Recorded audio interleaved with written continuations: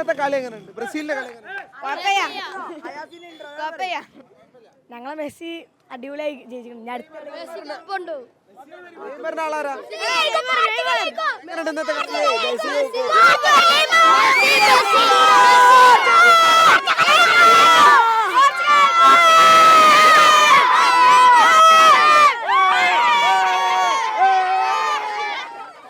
കളി കുഴപ്പമില്ല.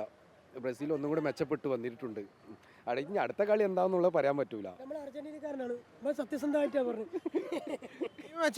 ടീം മെച്ചപ്പെട്ടിട്ടുണ്ട്, ഒരുപാട് മെച്ചപ്പെട്ടിട്ടുണ്ട്. കഴിഞ്ഞ കളിനെക്കാട്ടി ഒരുപാട് മെച്ചപ്പെട്ടിട്ടുണ്ട്.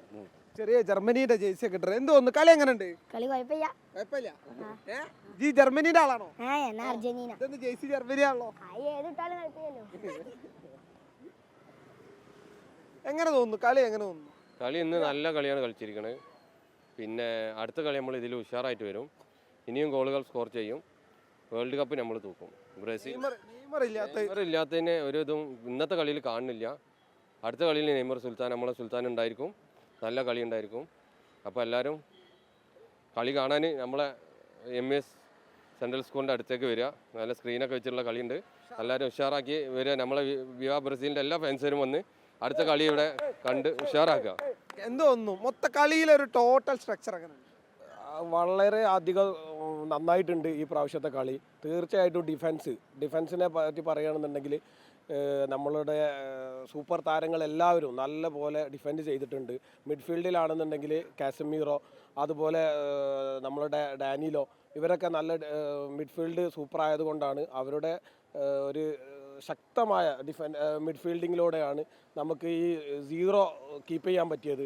തീർച്ചയായിട്ടും 3 ഗോൾ ഞങ്ങൾ ഓൾറെഡി എക്സ്പെക്റ്റ് ചെയ്തിരുന്നു. 3 ഗോളിന് മുകളിലായിരിക്കുന്നു. തീർച്ചയായിട്ടും ബ്രസീൽ 3 ഗോളിൽ സ്കോർ ചെയ്തുകൊണ്ട് നല്ല പെർഫോമൻസ് കാഴ്ചവെച്ചിട്ടുണ്ട്.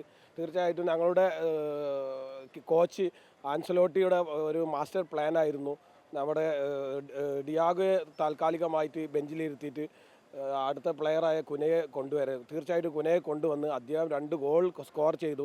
കൂടാതെ 2 വിങ്ങിൽ കളിച്ചിരുന്ന റാഫീനിയോ, അതുപോലെ വിനീഷ്യസ് ജൂനിയർ, കഴിഞ്ഞ കളിയിൽ റാഫീനിയോ വളരെ മോശമായിട്ട് കളിച്ചതിൻ്റെ ഭാഗമായിട്ട് അയാൾക്ക് ടാക്ടിക്സ് കംപ്ലീറ്റ്ലി വർക്കായി. കാരണം വർക്ക് ആയതിൻ്റെ ഏറ്റവും വലിയൊരു ഗുണമാണ് ഇന്ന് സ്കോർ ബോർഡിൽ കണ്ടത്.